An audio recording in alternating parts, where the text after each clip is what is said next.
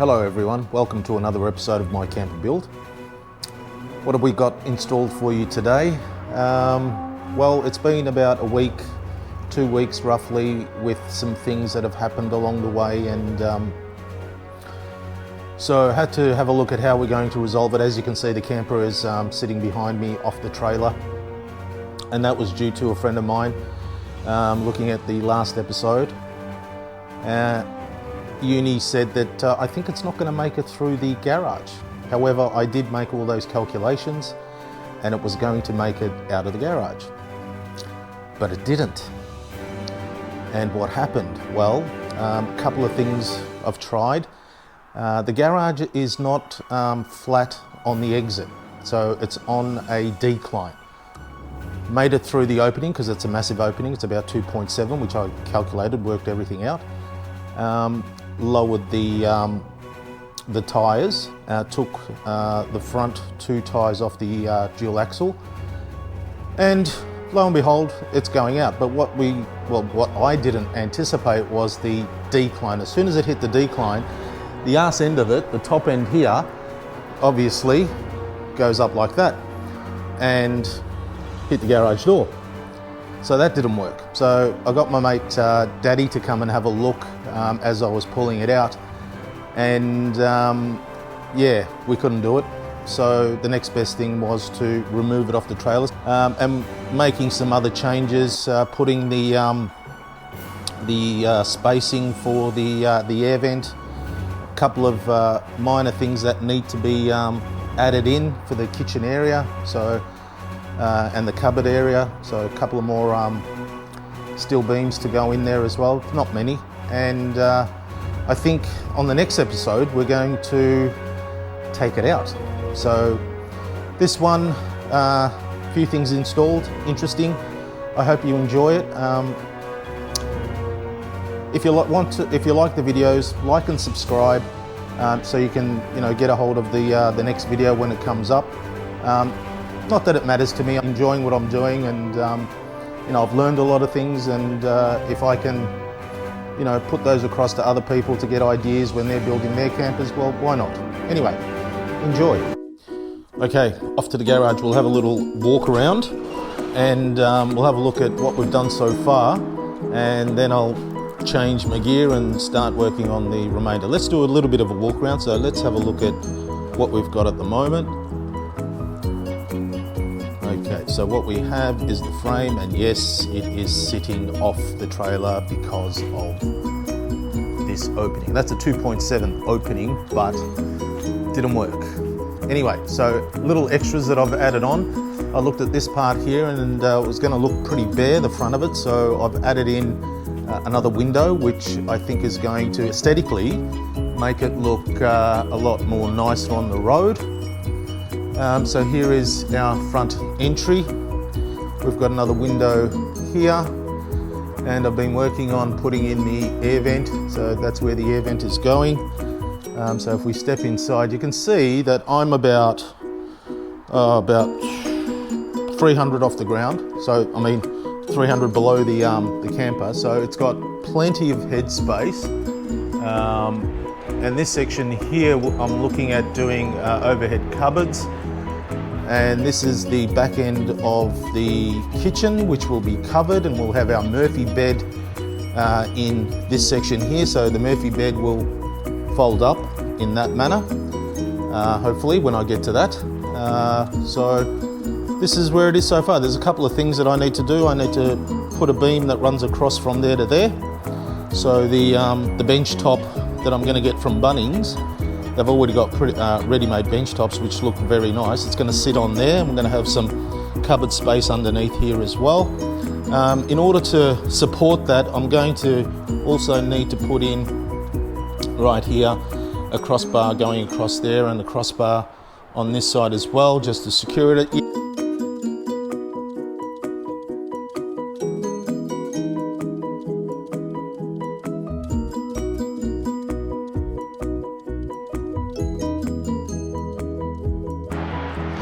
Okay, so I've set it up, everything's free, and it is now sitting level on the scales. And we have a total of 168 kilos minus a couple of kilos for the timbers. I'll work out what the timbers are.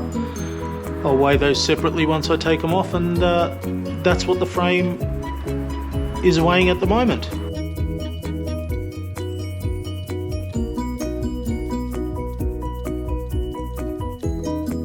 And I think it will probably, just the frame itself, probably get to 205 kilos, and that's not bad. That's roughly where I wanted it to be, considering it's a 2.5 ton trailer plus 560 for the trailer itself. That's included in the 2.5. So if you minus that out of 2.5 ton, we've got plenty of tonnage to do what we want to do. So stay tuned.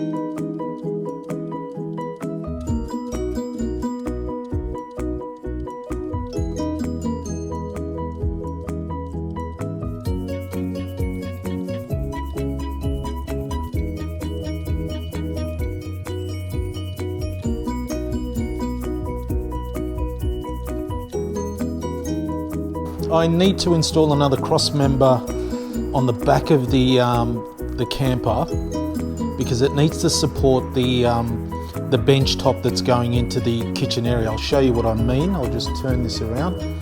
So this section here is the kitchen area, that's the opening for it, and right here on this beam this member here, I'm going to put the bench top.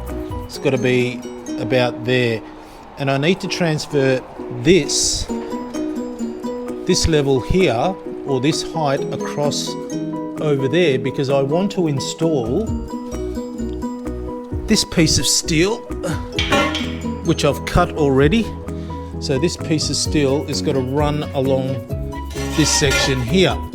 So it's going to be interesting how to transfer that, because I don't trust the levels.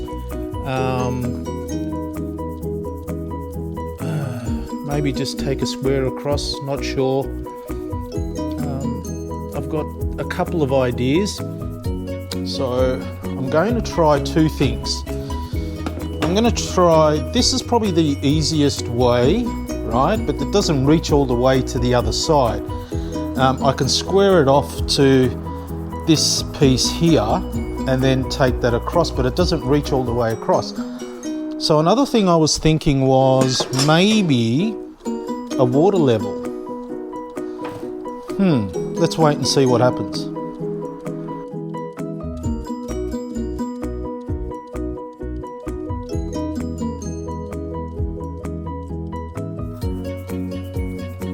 Okay, so I've got some of these tools which I'm going to try. I did say that I was going to use the this pipe, this clear pipe, as a water level, but I don't really trust the water level.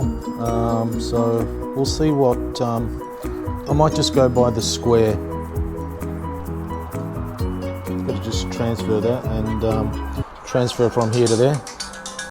Oh, look at that, one of my all-time favourites.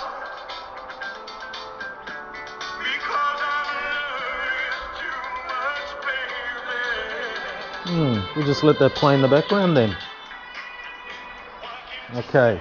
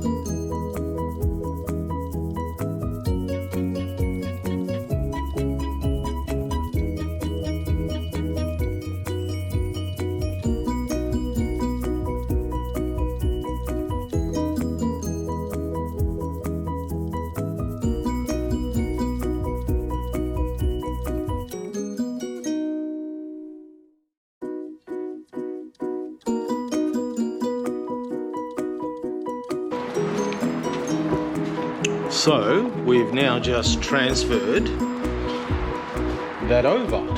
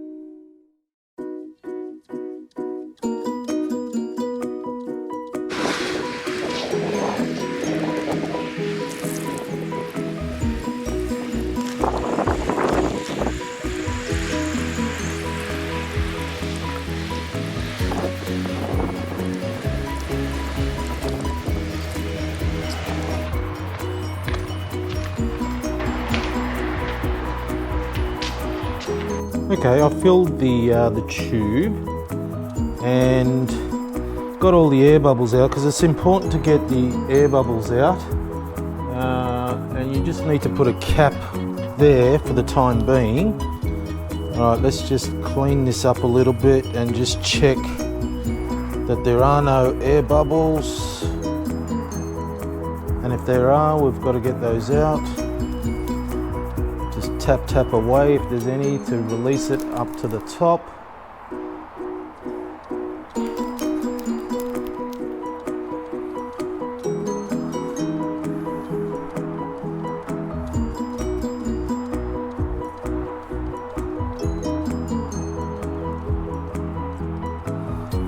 Alright, so you can see this is amazing you hold it up together and it sort of levels off. Can you see that? So let me just shake it a bit and it levels off. What an amazing idea. Okay, so as soon as you have that level, you can see that they are level. So we need to draw a line at that level point. You've got to be very accurate, so I'll wait. You can just watch there. You've got to draw a line on both. Wait till it settles, because it keeps moving up and down as I move up and down. You need to be steady. And you need to hold these together. Draw that line. Okay, now I've got that line. That's what's important. So that's the line that we're going to hold up to the line that we produced on here and take it across the other side. So let's give that a shot.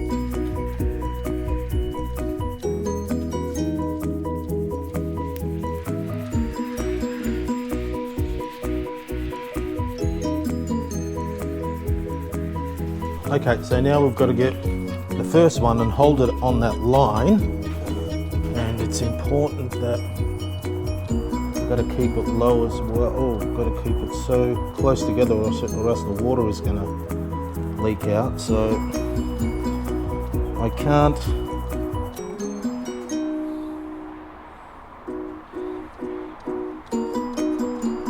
Okay.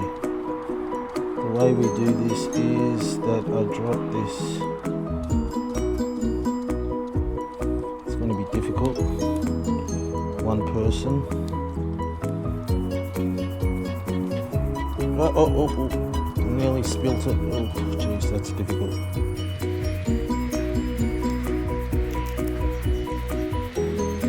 Roughly there, I just want to check. I'm not going to trust this for the time being. So that's roughly there. Oops. And it's opened up. You really need two people to do this.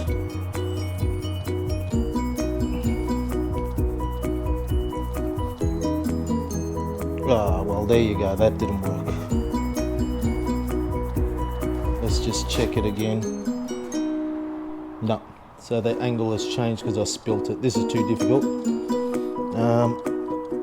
The only other way is just let's not worry about the lines. Let's just put that up there, as they are just equal. We've got to take it at that level.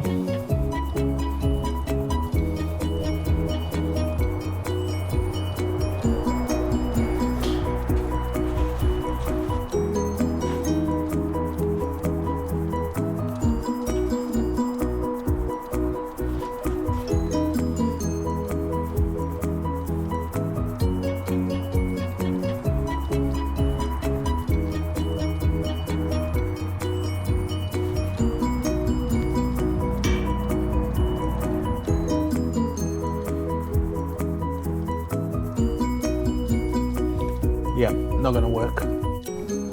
I'm not going to go ahead with the water level because it's a two-man job. You've got to get one person to hold on one side, line it up with that where I marked it off, and then the other person. So you need two sets of eyes on either side. It's not going to work, but you know, what I did with the square is 100% perfect. So we'll continue on with cutting our parts and welding it.